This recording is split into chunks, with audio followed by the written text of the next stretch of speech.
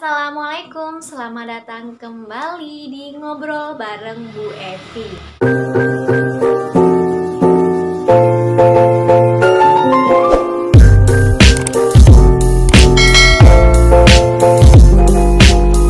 Pada video kali ini, Bu Evi bakal melanjutkan pembahasan tentang teks eksplanasi yang sudah pernah kita bahas pada video sebelumnya.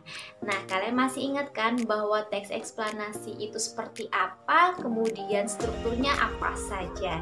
Seperti biasa, sebelum Bu Evi lanjut ke pembahasan, silahkan buat kalian yang belum subscribe dulu, like, komen, dan share ke teman-teman kalian. Selamat menyaksikan. Pada video sebelumnya, Bu Evi sudah membahas tentang teks eksplanasi meliputi pengertian, ciri-ciri, dan juga struktur serta langkah-langkah dalam menulis teks eksplanasi. Untuk video kali ini, Bu Evi bakal lanjutin dan bakal membahas lebih dalam lagi tentang teks eksplanasi.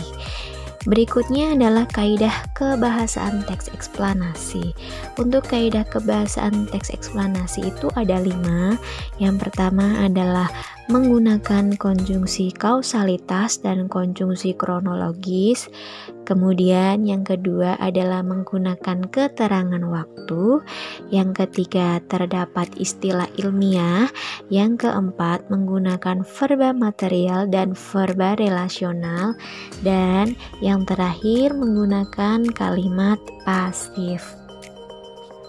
Kaidah kebahasaan teks eksplanasi yang pertama yaitu menggunakan konjungsi kausalitas dan konjungsi kronologis. Kita bahas untuk konjungsi kausalitas dulu. Nah, konjungsi kausalitas itu berisi tentang atau menghubungkan sebab dan akibat. Jadi buat kamu yang belum tahu konjungsi itu apa, konjungsi itu merupakan kata lain dari kata penghubung. Jadi konjungsi sama kata penghubung itu sama ya. Kita boleh pakai salah satu aja. Oke, jadi konjungsi itu kata hubung. Jadi konjungsi kausalitas itu merupakan kata hubung yang menghubungkan sebab akibat. Kemudian konjungsi kausalitas itu punya beberapa jenis. Di antaranya yang pertama adalah konjungsi kausal syarat. Di situ sudah ada kata syarat ya, berarti merujuk pada persyaratan. Kira-kira kata-kata yang merujuk pada persyaratan itu apa saja sih? Nah, ada kata jika, bila, kalau. Nah, 3 contoh kata itu merupakan kata-kata yang merujuk pada sebuah persyaratan. Kita coba masukkan ke dalam kalimat. Contohnya saja seperti ini. Jika besok tidak hujan, saya akan main ke rumah kamu. Nah, ada persyaratan kalau besok tidak hujan, maka saya akan datang berkunjung. Seperti itu. Yang kedua adalah konjungsi kausal alasan. Nah, di situ ada kata alasan. Berarti menyatakan sebuah alasan. Contohnya hanya ada satu, yaitu kata karena. Kita masukkan ke dalam kalimat. Ibu Dina tidak ikut PKK karena sedang pergi. Nah, kata karena di situ merujuk pada alasan kenapa si Ibu Dina itu tidak ikut PKK. Yang ketiga ada konjungsi kausal simpulan. Sudah jelas banget di situ ada kata simpulan, maka yang dimaksud di sini adalah menarik sebuah hasil akhir atau simpulan. Nah, kata-kata yang merujuk pada simpulan adalah kata jadi, dengan, demikian, seperti itu. Contohnya misalkan saja, jadi bisa kita katakan bahwa yang namanya pelangi itu terbentuk karena adanya proses pemantulan atau pembiasan cahaya dari air hujan, misalkan seperti itu. Yang keempat adalah konjungsi kausal akibat. Nah, berarti kalau yang ini itu berisi tentang menghubungkan akibat. atau suatu sebab akibat. Nah, kata-kata yang merujuk pada konjungsi kausal akibat ini adalah kata sehingga, maka, oleh karena itu, oleh sebab itu gitu ya. Contoh saja seperti ini. Hari ini hujan, maka daerah desa tempat kakekku terjadi banjir. Nah, itu ada kata yang menyebabkan suatu hal terjadi. Dan yang terakhir adalah konjungsi kausal untuk, menyatakan suatu sebab yang diharuskan untuk ya, atau diharapkan gitu. Nah, contoh kata yang merujuk pada kausal untuk itu ada 2. Contohnya saja ada kata untuk itu dan agar ya, karena tadi ada pengharapan.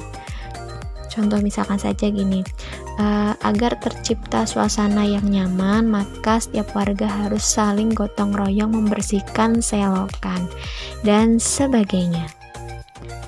Berikutnya masuk ke pembahasan konjungsi kronologis. Nah, konjungsi kronologis itu berkaitan dengan urutan waktu kejadian. Jadi ada urut-urutannya. Contohnya di sini ada kata kemudian, lalu, setelah itu, sebelum, pertama, kedua, ketiga, sejak, dan sebagainya. Jadi ada urutan waktu kejadian. Berikutnya masuk ke kaidah kebahasaan yang kedua, yaitu menggunakan keterangan waktu. Beda ya antara keterangan waktu dengan konjungsi kronologis. Bedanya apa?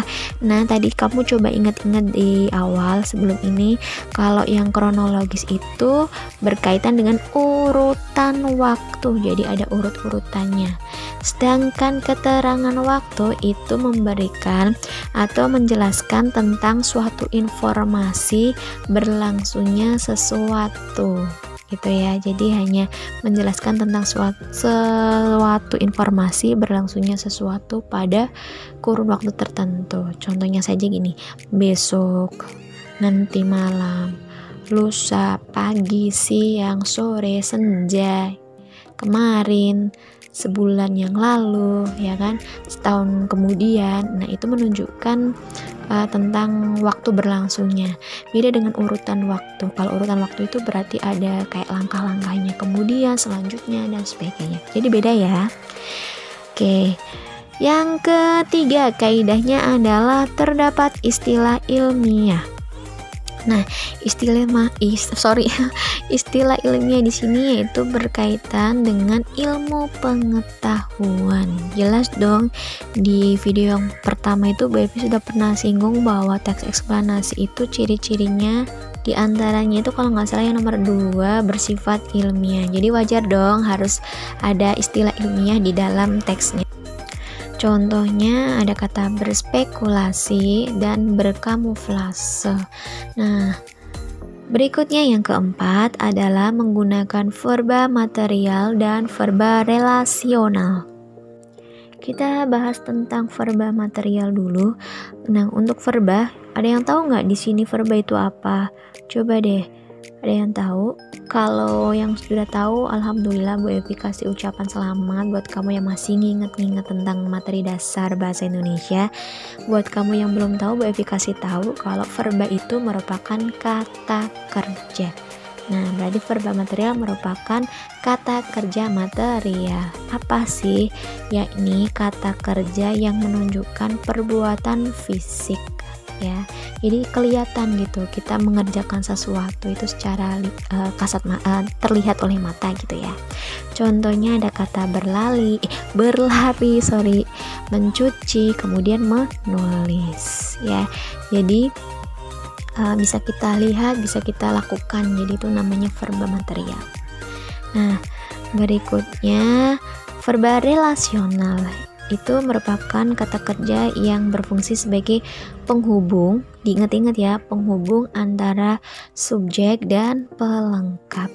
Contohnya ada kata kakak adalah anak tertua. Di situ kakak sebagai subjek, kemudian adalah itu merupakan verba relasionalnya, dan anak tertua merupakan pelengkap. Kenapa adalah merupakan verba relasional? Karena tadi verba relasional itu merupakan atau berfungsi sebagai penghubung antara subjek dan pelengkap. Jadi terletak antara subjek dan pelengkap. Nah, kita lanjut lagi nih. Ternyata verba relasional itu ada dua jenis, ya. Yang pertama itu adalah verba relasional identifikatif dan juga verba relasional atributif. Kita bahas ke verba relasional identifikatif dulu. Untuk verba relasional identifikatif itu menjabarkan sebuah definisi atau pengertian, ya. Nah, kata-kata yang merujuk pada pengertian atau pendefinisian itu antara lain adalah yang pertama adalah, merupakan, ialah, yaitu, dan yakni. Contohnya dalam sebuah kalimat, Doni merupakan anak tunggal. Nah, kata merupakan itu merupakan verba relasional identifikatif karena mengidentifikasikan. Oke? Kemudian yang kedua adalah verba relasional atributif. Untuk atributif itu menyatakan milik atau kepemilikan. Nah, yang kata-kata yang merujuk pada kepemilikan itu di antaranya ada kata pada, di dalam, dan memiliki. Contohnya, Doni memiliki sebatang pohon mangga. Jadi mudah banget ya untuk membedakan verba relasional identifikatif dan atributif. Kalian tinggal lihat aja setelah subjek itu merupakan pendefinisian atau kepemilikan. Kalau pendefinisian berarti dia masuknya ke identifikatif, tapi kalau kepemilikan masuknya ke atributif. Masuk kaidah kebahasaan yang terakhir, yaitu kalimat pasif. Ada yang tahu kalimat pasif itu apa? Iya benar, kalimat pasif itu subjeknya dikenai suatu perbuatan, ya. Nah, biar kamu gampang cara bedainnya, kamu langsung lihat ke predikat atau kata kerjanya. Kalau kata kerjanya itu diawali dengan kata ter atau di, maka itu sudah pasti kalimatnya pasif. Nah, bukan contoh ya, langsung aja deh, nggak usah kasih contoh, ntar aja. Kalimat pasif itu ada dua jenis. Yang pertama adalah kalimat pasif transitif dan juga kalimat pasif intransitif. Untuk kalimat pasif transitif itu memiliki objek, jadi ada objeknya. Dan polanya itu ada objek, predikat, subjek, atau objek, predikat, subjek, dan keterangan. Contohnya dalam sebuah kalimat, jambu dilempar Tono. Kita lihat jambu itu sebagai objek, kemudian dilempar sebagai predikat atau kata kerja. Di situ dilempar diawali dengan kata di, otomatis itu merupakan kalimat pasif karena kata kerjanya berawalan dengan di, dan Tono sebagai subjek. Kemudian contoh yang kedua, novel dibaca Andi di kamar. Novel itu sebagai objek, dibaca itu predikat, Andi itu subjek, di kamar keterangan. Gampang kan? Kemudian kalimat pasif intransitif. Kalau yang intransitif itu dia tidak memiliki objek dan polanya ada dua, bisa subjek dan predikat saja, bisa saja subjek, predikat, dan keterangan. Contohnya, buku dibeli. Nah, buku itu sebagai subjek dan dibeli sebagai predikat. Dan contoh yang kedua, mobil dicuci kemarin. Mobil bertindak sebagai subjek, dicuci sebagai predikat, dan kemarin sebagai keterangan. Nah, berikutnya Bu Evi bakal kasih edisi tambahan nih buat kalian. Nah, biar setangkep ya, kayaknya nggak afdol banget, nggak enak kalau tadi kita sudah membahas kalimat pasif, dan harusnya kita juga bahas tentang kalimat aktif, meskipun ini tuh nggak masuk ke dalam kaidah teks eksplanasi, tapi nggak apa-apa, langsung kita bahas aja ya. Nah, untuk kalimat aktif itu merupakan atau kalimat yang subjeknya bertindak sebagai pelaku. Nah, ciri-cirinya kamu bisa langsung lihat ke kata kerja atau predikatnya. Nah, kalau yang kalimat pasif itu tadi predikat atau kata kerjanya berawalan dengan ter atau di. Kalau yang aktif itu berawalan dengan me atau ber. Sama halnya dengan kalimat pasif, untuk kalimat aktif juga ada dua, yaitu transitif dan intransitif. Untuk yang transitif itu dia punya objek. Contohnya, saya menendang bola. Saya di sini sebagai subjek, menendang itu predikat dan tentunya predikatnya aktif. Kemudian polanya itu bola, bola itu objek. Berikutnya contoh yang lain, Doni menggunting kertas. Sama ya, Doni berperan atau berlaku sebagai subjek, menggunting itu predikat dan kertasnya sebagai objek. Berikutnya kalimat aktif yang kedua yaitu intransitif. Dia tidak ada objek ya. Nah, contohnya Roni berenang dan saya bernyanyi. Itu tadi kaidah teks eksplanasi. Jadi untuk membedakan mana kalimat aktif dan mana kalimat pasif itu gampang banget. Kamu tuh sebenarnya nggak perlu baca semua kalimatnya, cukup dilihat kata kerja atau predikatnya.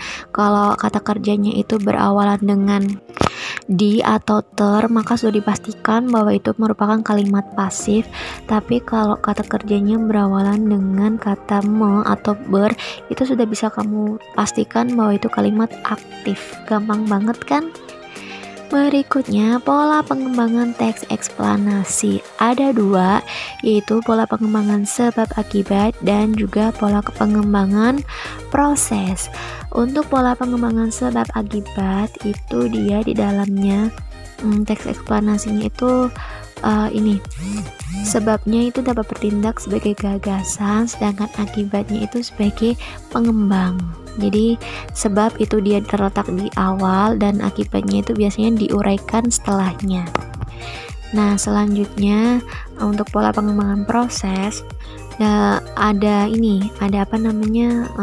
suatu urutan dari tindakan untuk menciptakan sesuatu. Jadi ada urutan atau langkah-langkah dalam menjabarkan suatu peristiwanya. Jadi bedanya itu ya. Kalau di pengembangan sebab akibat itu dia ada sebab akibat. Jadi sebabnya itu di awal dan akibatnya itu dia sebagai perincian atau pengembang. Sedangkan kalau pada proses itu ada urutan atau langkah-langkah dalam teks eksplanasinya. Oke, itu saja pembahasan tentang teks eksplanasi. Nah, itu tadi pembahasan tentang teks eksplanasi. Seperti biasa, sebelum Bu Evi akhiri video kali ini, bagi kalian yang pengen request tentang materi bahasa Indonesia apapun, bisa banget kok kalian tinggal komen pada kolom komentar atau DM via Instagram yang sudah Bu Evi cantumkan pada description. Nah, semoga video kali ini bisa bermanfaat buat kalian dan tetap jaga kesehatan, semangat buat belajar, jangan pernah menyerah dalam menggapai cita-cita. Bu Evi pamit undur diri, terima kasih. Wassalamualaikum warahmatullahi wabarakatuh.